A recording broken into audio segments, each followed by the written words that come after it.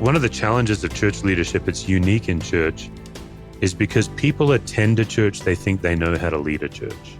There's that familiarity, and they just don't. So that's why that kind of thing happens, is years of faithful leadership and one decision. It always feels like you're walking on a tightrope. It's a unique role in pastoral ministry. Welcome. You're listening to The Glass House, hosted by Lifeway. We're Ben and Lindley Mandrell, and we have conversations with leaders who have experienced the stress of ministry and have sensed a spotlight on their personal lives. We want to encourage ministry families and provide a glimpse inside their glass house. Now, before we start this episode, I want to invite you to participate in the conversation. If you have feedback to offer, a general question for Lindley or me, or if there's a topic you'd like for us to tackle in the future, email us at president@lifeway.com. We read every one of those emails. On this episode of The Glass House, we're talking with Steve Cuss about triggers, things that set us off and breed insecurity. I found this conversation absolutely fascinating. I want to go back and listen to it again because he had so many good things to say. One of the things he talks about how when we're in difficult situations is to just simply express the humanity we feel in that moment. For example, Lindley, we've had to, in church settings before, we've had to let a staff member go. Mm-hmm. It always hurts. It's always painful. It's always messy. Well, it's always much longer than the church knows. That's right. I think that's the thing that people, I think sometimes you get criticism as if this was a whim. Like all of a sudden you thought, you know what, that's just not working out. And I'm going to go ahead and fire that person when it's been months coming, months of prayer, months of seeking counsel with other people. Right. And then, but you can't give everyone that information. And so they hear it and it's shocking to their system. And they assume the worst, that you just, all of a sudden up and made this decision. The trigger for me, I remember one time I was explaining to a group why we had to let a staff member go. And there was a volunteer that was really interrogating me hard about it. And I was being defensive about all the wise reasons why we needed to make this decision and why it was the right call. After this conversation with Steve today, I wish I could go back and do that again. I would say something like, listen, I understand your questions. I'm exhausted. I've lost a lot of sleep. I've been upset about this for months. I've tried everything I know to do to help, and it's just not working out. And I'm asking for grace because I'm really struggling myself with this, and I hope it's the right decision. I can't guarantee it's the right decision. It feels like I've got to make a decision, and this is the one I'm making. If I had been more, I think, vulnerable about my own personal struggles, I think it would have been easier than to try to posture as if I knew 100% this was the right call. Well, and Steve talks about that in the episode of how vulnerability really disarms people. And every once in a while, they will kind of, buck up to you. But for the most part, they're human as well and feel like, oh, gosh, I'm sorry. I didn't know that you were feeling that way. The leader is responsible. The leader doesn't always know the right thing to do. You're going to enjoy this. Steve's going to talk about 5 triggers that happen in a pastor and pastor's wife's life, really triggers that happen in everybody's life. And I love the tools that he suggests and how to deal with them. Welcome to the Glass House. We're excited today to have with us Steve Cuss, who lives in the Denver, Colorado area. Steve, thanks for coming on the show. Yeah, you bet. Glad to be with you guys. Well, I could just listen to your voice all day. I know everybody tells you that. Steve, I know we're going to talk a lot about insecurity and struggles in pastoral ministry today, but tell our listeners about you and your background and what kind of brings you to the table today. Yeah, sure. Yep. Yeah, I grew up in Western Australia, unchurched family, very common at home that not many of us grew up in church. So I came to Christ as a teenager. My oldest sister led me to Christ. And that set me on a path of life transformation. I guess my testimony is I was a boring suburban middle-class kid, and I knew I was lost.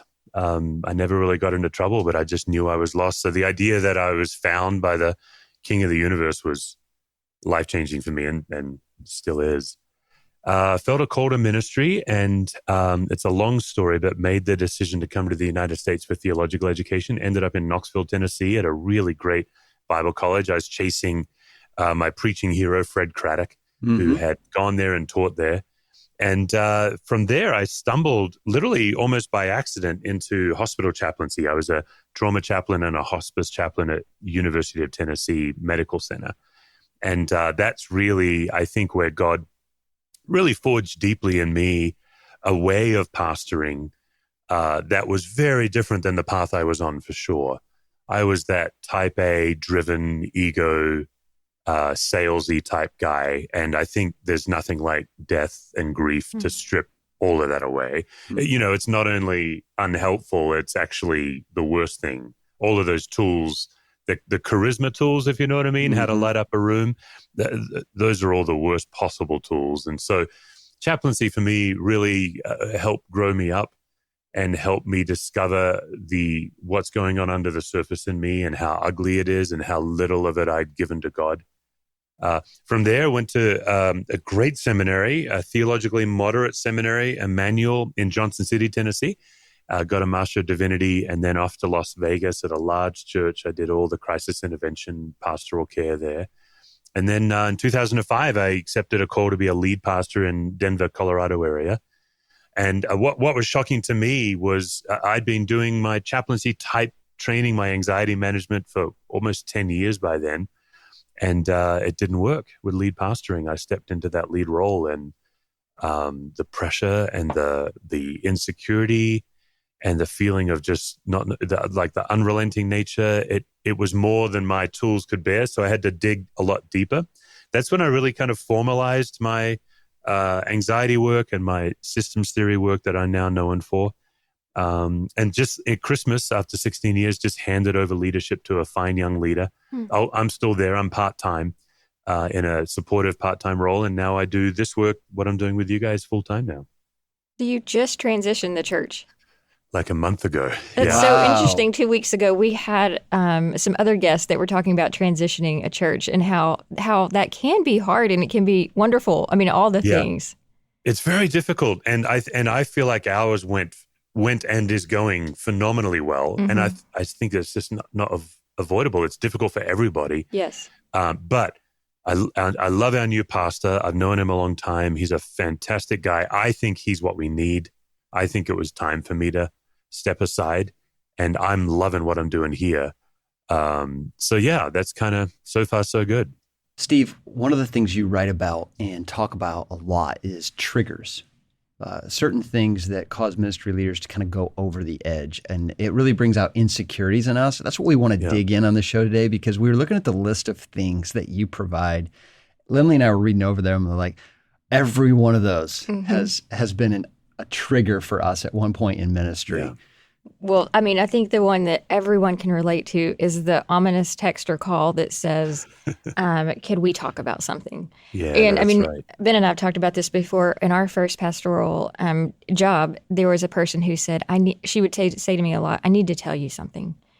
And I mean, I got to a point where I said, if you can't tell me who said it, I don't want to know at all, because I don't want to just continue to be fed, the criticism. So, I think our question is just, how do you manage these conversations with people? Yeah. I found physical violence to be really helpful. Once you hit that person, that's it. That's right. They don't do it again. That changes the game. It's so difficult because when you get the text, I call it the "we need to meet" text. Yes. Oh, yes. I think it's really helpful for us to, what's the story we're telling ourselves? Because if you take it, that text is actually a Rorschach test. You don't know why they want to meet, right? But you're placing meaning on it. And so for me, I always feel like I'm in trouble. Right. Mm-hmm. It could be they want to meet to give you a present. Or a gift, like a donation to the church. Right. But of course, what's true is you and I have been conditioned by previous meetings that haven't gone well. What you're saying, Lindley, is kind of this, even the tone that you just said it to me, it's like you're automatically in trouble for something. And it's because secrecy does breed anxiety. And then, of course, the anxiety coming at us, breeds with the anxiety in us, and that's when you just start spinning. What you have to do, I think, is I think in that moment you've got a choice. You can let your mind spin, or you can actually use some intervention tools, which probably are a bit more complex than we can get into on the show. But what I do is I actually let my mind spin for 30 to 40 minutes. as opposed to what I used to do, which is it spins until we meet. But I now give myself like a 40-minute timer, and it really helps me to actually journal all of the things going through my head. And then when I write them out and I look at them and I see how pathological they are and how many of them contradict each other. Many of my crazy thoughts, they can't all be true. So for example, if someone says we need to meet, it's like, okay, they're leaving the church. 12 families are leaving the church. But it gets crazy. And that helps me just realize that catastrophizing is the evidence I'm in anxiety's grip. And one of the things I really try to do is just let God speak into it. Okay, what's true? Because I have the same reaction whether the person texting me is for me or not. Like I got that text last year from a woman in ministry I work with who we are co-laborers. And I still went through the same experience, even though I know we're for each other, we're in the trenches together. And what was helpful with that particular text is to realize, wait, she might have a gift for me in the sense of she might have a criticism that I really need to hear. That's really good. So you set a timer. I do, set a timer, yeah. and then you get down when something's bothering you. You get a piece of paper in front of you. You just start externalizing. If you don't externalize, it'll never get out. And then you got to find somebody that you can tell. And sometimes it's your spouse, and sometimes you got to give your spouse a break because they already carry a lot of that. Okay, can we unpack that for a second? Yeah. So how do you know like when it's a good time to externalize with your spouse versus maybe find a friend? You know, one of the things I studied is secondhand criticism. And that's the criticism when whoever the leader is in the marriage, the spouse gets impacted by the criticism toward the leader. And it happens two ways. In a local church, it's what Lindley said. Sometimes somebody will bypass the leader, go to the spouse, and kind of triangle them in, is the technical term for it. But sometimes the spouse will come home and complain about a person. And now, the leader will come home and complain, and the spouse has caught that. And what happens is the leader then goes back into the arena and has another interaction with a critic, but never updates the spouse, never comes home and says, hey, everything's good now. And so the spouse is left unresolved. Being punched, but not in the ring to fight. It's really damaging. So I do think it's an open conversation between husband and wife. Yeah. And then I think it's just an intuition. In my opinion, particularly pastors, if you don't have friends outside the church that you can call anytime, I think you're in grave danger. So that 3 a.m., that famous 3 a.m. phone call. Yeah. Otherwise, your spouse ends up carrying more than I think he or she should. Yeah. That's really good. Okay. So ominous emails or texts is one of the triggers. The second one you write is when criticism is magnified internally. Yeah. And there's more self-condemnation because the person thinks they should be more thick-skinned. So I start to internalize, and then I think, shame on me for letting this bother me, which only creates more anxiety, right? That's right. Yeah, that's right. Yeah, the self-condemnation. Yeah, the Apostle Paul says that God's strength is made perfect in our weakness. I just think every one of us can't wait to graduate from that truth. Like that, we want that to be past tense. That's right. And now I'll take it from here, Lord. And so what happens with me, particularly once I started doing this work and teaching it more formally, and I became known as the guy that with these tools, I thought I should be able to graduate, like become Yoda, right. Like I'm above it all. And it was really freeing for me just to realize, no, I am forever and always going to be exactly human sized. And so the gift for me was to stop thinking I should know better by now. And to actually process my grief and my pain. That was much healthier. Because I think I'm a 6'3" dude. I don't like to admit I'm weak. And it's very disarming to say, no, I'm thin-skinned. I'm sensitive. I'm petty. And then sometimes, guys, I've used that at my critics. And that's been fascinating. You can't do this if you're in a vindictive mood. It has to be a deliberative, like pastoral care move. So it takes some work to get into a proper place. But when you're a man, like saying to another man, you hurt me, that's one of the hardest things for a man to do. Yeah. But I don't think I've ever said that to another man. I would say to some of your listeners, that critic that you can never win over, that no matter how many times you meet with them, how many times you try to reason with them, it's just giving them a bigger stick to hit you with. I would recommend you tell them that. It's very disarming. And I've done that. I've said to somebody, look, I just don't think you would treat me this way if you knew how much it affected me. If you knew how much I go home and I carry and it hurts and how long it takes me to be well after the things you say, I can't imagine. And I'm sorry that I've never told you, because that's the only reason I can imagine you still treat me this way. Wow. That's Now, really good. So you have point, said that to somebody. Oh, a number of people. And what do they, how do they respond? So my favorite story, it's not always well. Some people just, they like to beat up the pastor. They've got a dysfunction in them, but it stops the cycle. Like they cannot continue on the same path because you're onto them. You've kind of busted them. So one guy, he was so caught off guard that he doubled down against me. And when you make this move, you have to be ready for the next move. You kind of have to play it like chess. And he was so like startled. He said, "Oh, like, what are you, like soft or something?" And I was ready for that. And I said, "Yeah, I really am. I'm really soft." Now, what's he going to do now? Is he going to step on my, like now he has a choice to bully me, which is what he was actually doing all along without maybe realizing it. Yeah. But I do think a lot of pastors believe we're paid to take it.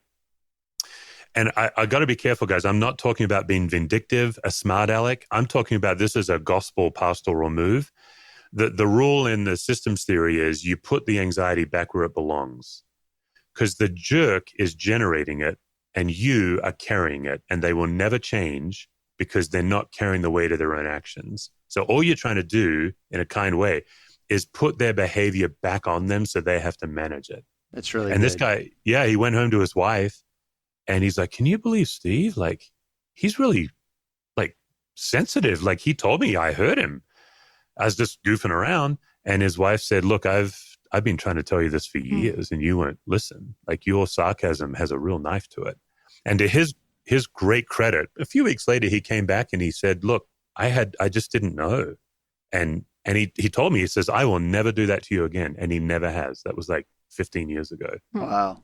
And so that's why I say it's a pastoral move, because I would have written him off in my mind as that, unsafe person. We're not close friends, but we're very friendly and I have tremendous respect for him. So some people just don't realize that the pastor's a human being. And the worst thing is when the pastor doesn't realize the pastor's a human being. Yeah. I think what's interesting about this, and correct me if I'm wrong, but when you say, you're kind of giving them a gift in doing that, because chances are if they're treating you like that, there are other people they're treating like that. And the wife may be thinking, "I'm so glad that someone had the nerve to say that to him, because he's doing that to me, or he's doing that to our teenage son, or That's right. or somebody."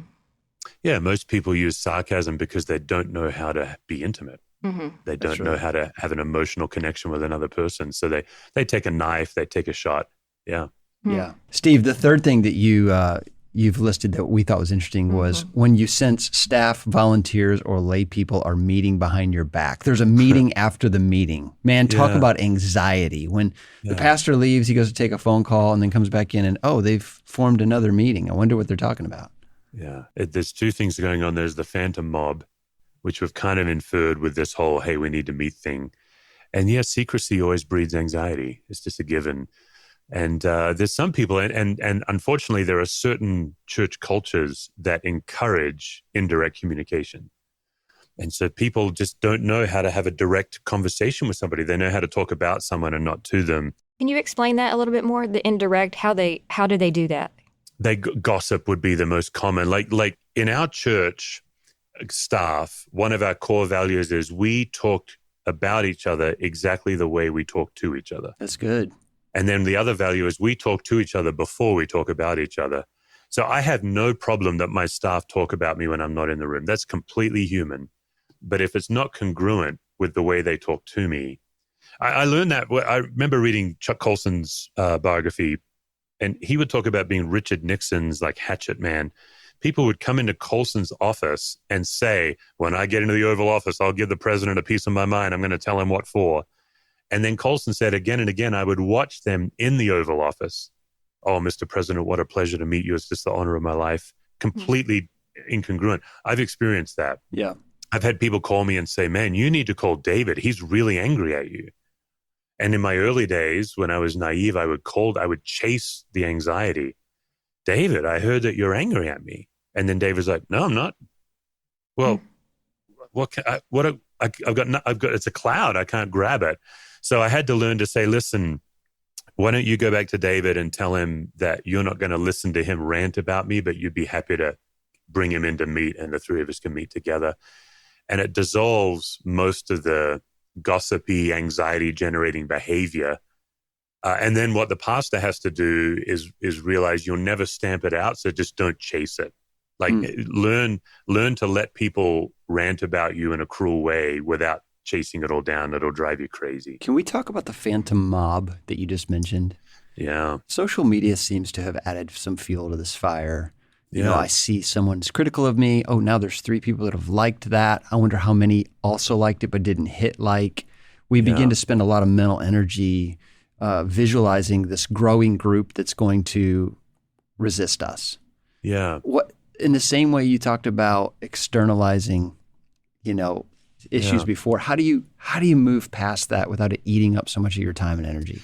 I think you have to die to your need to be understood. I think that's the number one thing that Jesus is calling leaders to die to. And I think when we're misunderstood and misrepresented, our temptation is to use more content, more words.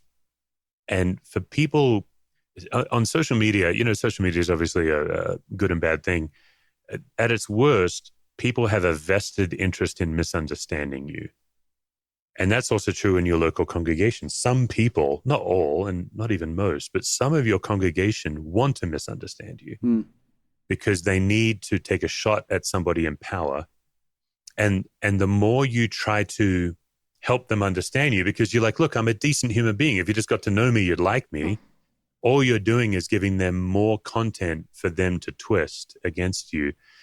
And on social media, particularly for public figures or leaders who have a more public role, it's crazy making. So the step 1, I think, is dying to the need to be understood. And then in step 2 is a systems theory tool known as differentiation of self. It's a complex tool, but one key piece of it is clarifying who you are and what you're about without needing to convince. And that's hard to do. Yeah. That's really good. The social media thing, you're right. It is such a double-edged sword. There's days I'm so encouraged when I look at social media. Like, that was so kind of that person to say. But it seems like the negative one gets double potency, which also reflects some sickness in our own brain, doesn't it? Yeah, it's been that way since the beginning of time, I think, and social media just lowers our courtesy threshold, I think is what's going on. Yes. And we forget. I'm just trying to help everyone remember we're all exactly human-sized. That's it. And if we just treat each other as human-sized, I'm still tempted on social media to go after people. It's really surprising how tempted I am to take a shot at somebody. And that's only about me. Yeah, it's got nothing to do with that person. When someone violates your unspoken values, what does this look like? It's natural to take this personally. So what are some tools to guard against this? Oh, yeah. Unspoken values are a huge anxiety generator when we violate each other's unspoken values because we place so much moral weight on our values. If somebody breaks it, they break our moral code. And then we move into judge and jury, in our brain. I think personally, the number one competitor for the gospel is self-righteousness. Obviously Jesus talks a lot about mammon, but he and Paul talk more about the self than he does about mammon. I think we've elevated money and love of money a bit too high in the competition. And so I think we are always looking to stand on self for our righteousness instead of fold our righteousness into Christ. And so one of the core ways to do it is the way we judge each other and the way we come after each other. So one of my core values is promptness. I think I was on this call a couple of minutes early just in case. Like, it would be mortifying to me to be a minute late to this interview, just mortifying. And therefore, if somebody's late to my meeting, because under promptness is courtesy, if they're late to my meeting and they text me ahead of time, oh, I'm so sorry, I'm running 3 minutes late. You can do that 70 times 7 for me and I'm good. But if you walk in late, you don't acknowledge you were late, I'm counting up all the minutes of time you wasted in the circle of all the people. Because to me, what you're saying is you think your time's more precious than all That's our right. time. That's extremely arrogant, and being arrogant is the worst thing. And the reason it's the worst thing is because I'm arrogant. So I'm full of shame with how arrogant I am. Therefore, I can't tolerate it in others. That makes sense.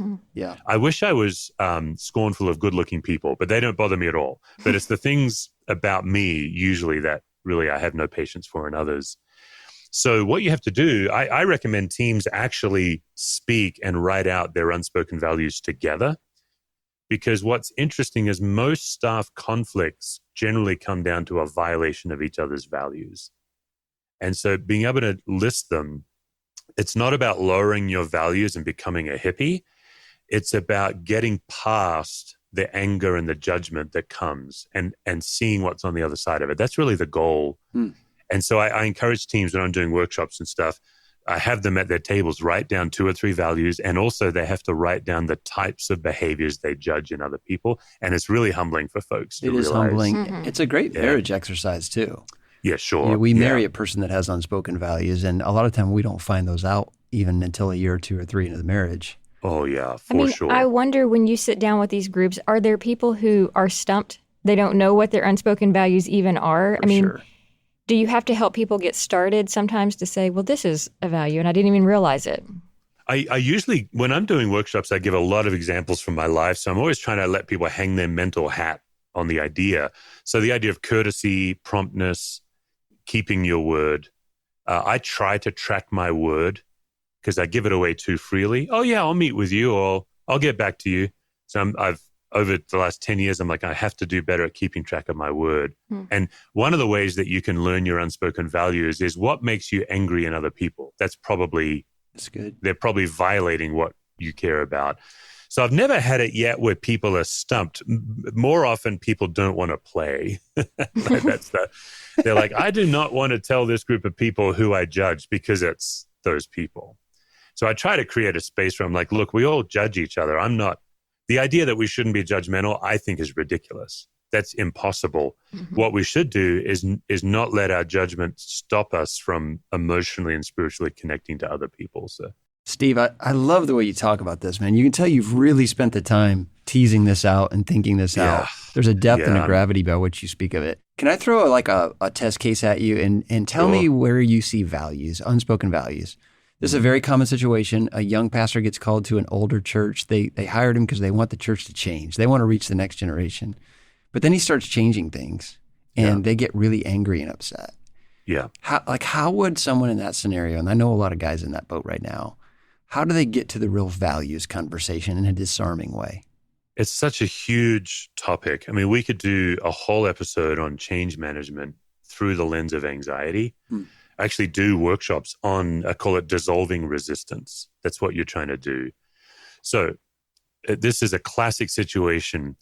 They hire the young guy. They want to reach the next generation. They want change. But change is another Rorschach word. What the old established church means by change and what the young pastor means are radically different. Radically different. And oftentimes people don't know what they want. There's so many shoulds and oughts in the church that the old people actually don't want to change. They just feel like they really should. And so when the younger leader comes and starts changing, the older people suddenly realize we actually didn't want this at all. That's why we haven't gotten there on our own. If they really wanted it, they would have gotten there. I cannot believe, Ben, like I come from an unchurched family. And I have many friends who are unchurched. I'm blown away by how common it is in church for people to talk about the unchurched and they have nothing to do with them, no relationship. They love to talk about reaching people. Show me your wallet and your calendar and I'll show you what you care about.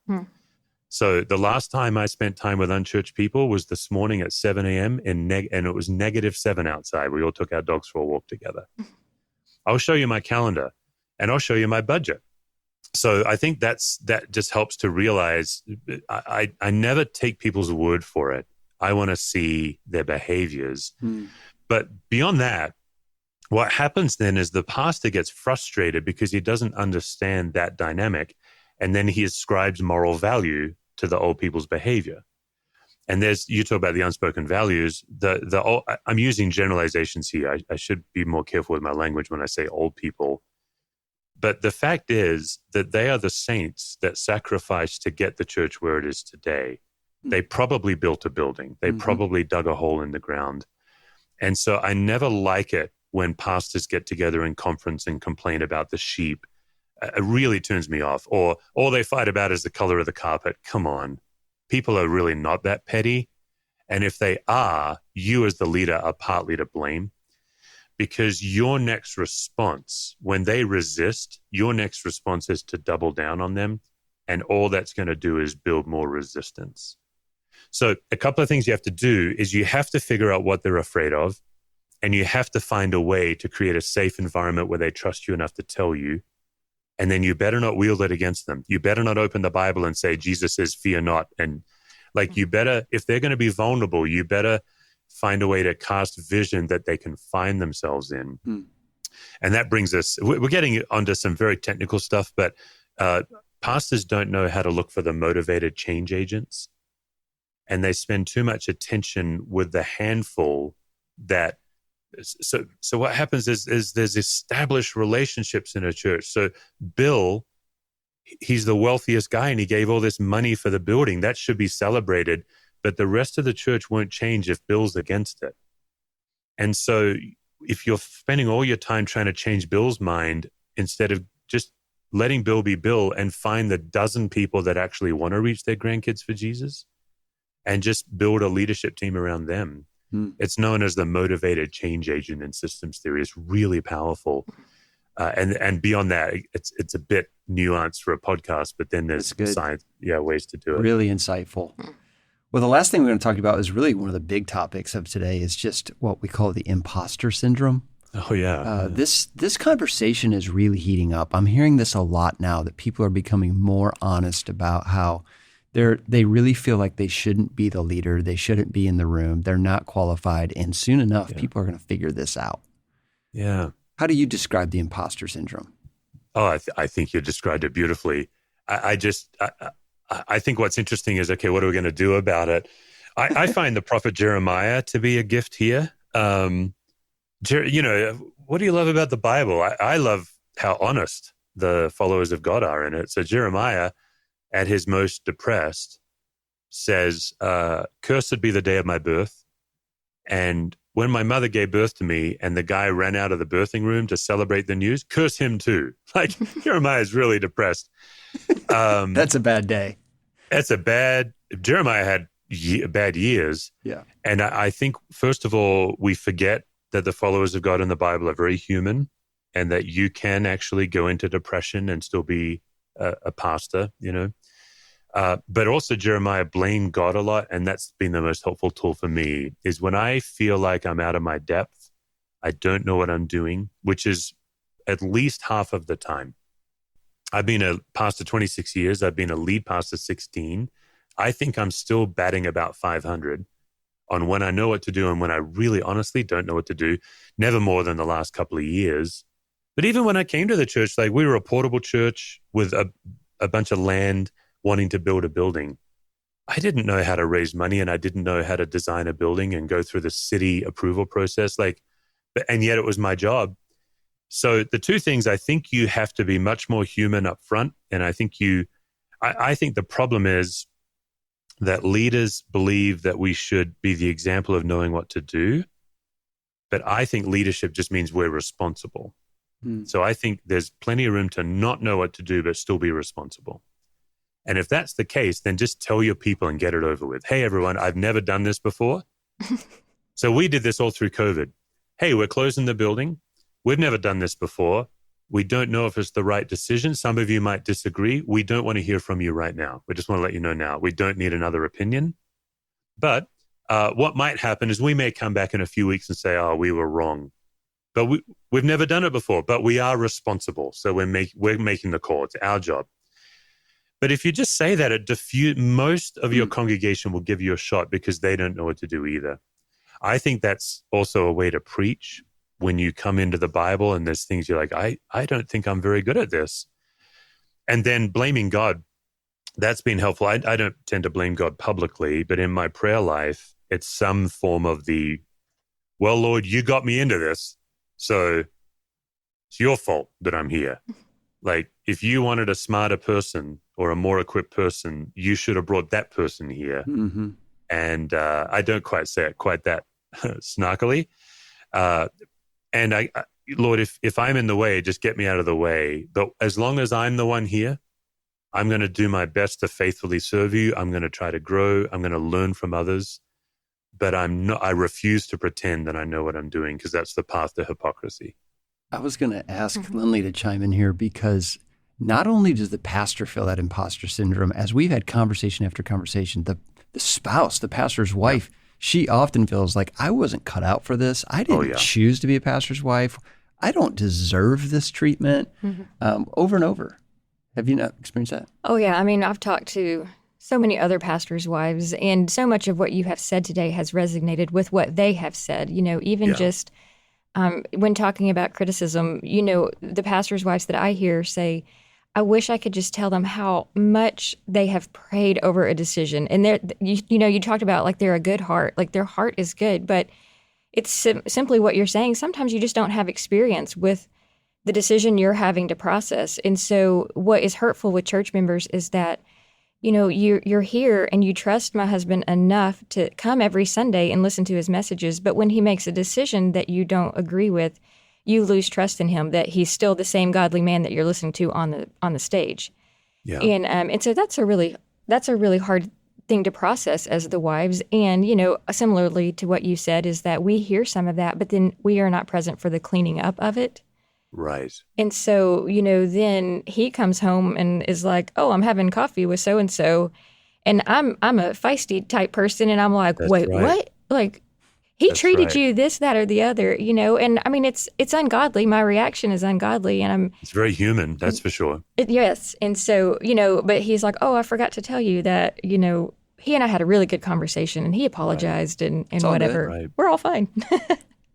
Right. And it's a really poignant point, Lindley, and it's actually not true that it's all good. It's just that the tension has been resolved some. Mm-hmm. But Ben is almost surely still going with some protection on his heart. That's right? Like once you've been hurt, you don't normally trust again. It's so I really agonize over how few resources there are out there for leaders' spouses, because it is a unique experience to be hit. It's like the bomb blast. You're in the bomb zone, but you're not soldiered up for battle. So you do get wounded. And then these side conversations that people are trying to, give you their opinion about the person that you love, that you're married to. Like, this is the person you love the most. So then you feel defensive. It's what I think is we just need more environments where spouses can talk about it openly, share their wounds. And then there are absolutely tools.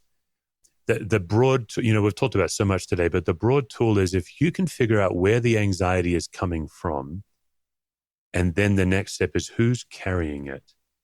And anytime somebody is generating it and not carrying it, they have power, but they don't have responsibility. And what you're trying to do is make them responsible for their behavior. You don't want to be vindictive or anything, but that's the goal. And so for a spouse to say, what you just said, Lindley, say, look, I'm just not sure that you would feel this way if you saw how much you prayed over it like I do. Mm-hmm. Or you might even have to say, I don't ever want to hear you talk about my husband. Like, we don't sit around and talk about your husband. Mm-hmm. I don't criticize his accounting. And so you just have to learn how to do it in a way that's inviting to go human to human deeper. One of the challenges of church leadership, it's unique in church, is because people attend a church, they think they know how to lead a church. There's that familiarity, and they just don't. So that's why that kind of thing happens, is years of faithful leadership and one decision. It always feels like you're walking on a tightrope. Mm-hmm. It's a unique role in pastoral ministry. Steve, on your website, you're described as a person that uses disarming vulnerability, and that has been felt today. Thank you for being so honest about even just your feelings about your own leadership and yourself. It really frees people up to say some of the honest things in return. Right. Right. Yeah. I think that's what leaders need. Yeah. Well, I think when you said there's an alarmingly, I don't know how you said it, a lack of tools. I mean, I think even our goal for this podcast is we are not the experts in it. And so we just want to open the conversation and then interview the experts in it because we feel the same way. That's how we got into this place of, pain in our own marriage, is that there was no information out there and nobody's talking about it. So let's finish with this. There's a pastor and wife out there listening to this podcast right now. They're really challenged by all you've said today, Steve. Like, what would be a practical step that you would say to them to move forward and to deal with some of this anxiety they're dealing with underneath? A practical step would be if you think you should be the example, to figure out example of what. I think pastors feel so responsible. What are you trying to be an example of? I am trying to be an example of an exactly human-sized follower of a supernatural God. That's my job. So I just want to show my congregation my effort to be exactly human-sized. And then the next tactical thing is to believe that working on your emotional and spiritual well-being is you not only deserve it, but it's actually the best thing you have to offer to others. So when I work with pastors and pastor spouses, we really are so others focused. We do neglect ourselves. And when we take care of ourselves, we feel selfish. So I try to help faith leaders understand actually working on yourself. This was my biggest lesson as a chaplain. I could not walk into rooms and help someone die if I was not attending to myself. Because if I just go in blind, I'm bringing all my exhaustion, assumptions, anger, weariness. Like sometimes somebody would die and I was angry at them because it meant I had to leave my Seinfeld episode behind. I'd be in the staff break room watching Seinfeld, trying to ignore death. The beeper goes off and now I'm angry. Like, that's crazy. Lindley, you mentioned being ungodly. It's human, being inconvenienced and anger. But if I don't attend to myself, I can't be present to that widower in the room. So I've learned that too. Like when I walk into an elders meeting and they might ask me a question I don't have the answer to, which makes me feel stupid. If I'm not aware of that, I'll be combative in that meeting. So attending to yourself, using your two most precious resources, which is your time and your money, to invest in your well-being and the well-being of your spouse. I don't know another way to move forward at this point. Well, that's Steve Cuss talking on anxiety in ministry and leadership challenges. Thank you so much for being on the show with us today, Steve. It's been a delight. Yeah, pleasure, guys. Yeah, great to visit with you guys. Thank you for listening to this episode of The Glass House. We would love to include you in the conversation. If something stuck out to you in today's episode, let us hear from you, or a topic you'd love to see us tackle in the future, or just any question you want to fire at Lindley and me. Email us at president@lifeway.com. The Glass House is hosted by Lifeway, executive produced by Joy Almond, produced and edited by Angie Elkins Media, original music by Robert Elkins, sound engineering by Dale Sandberg, and artwork by Cameron Spooner.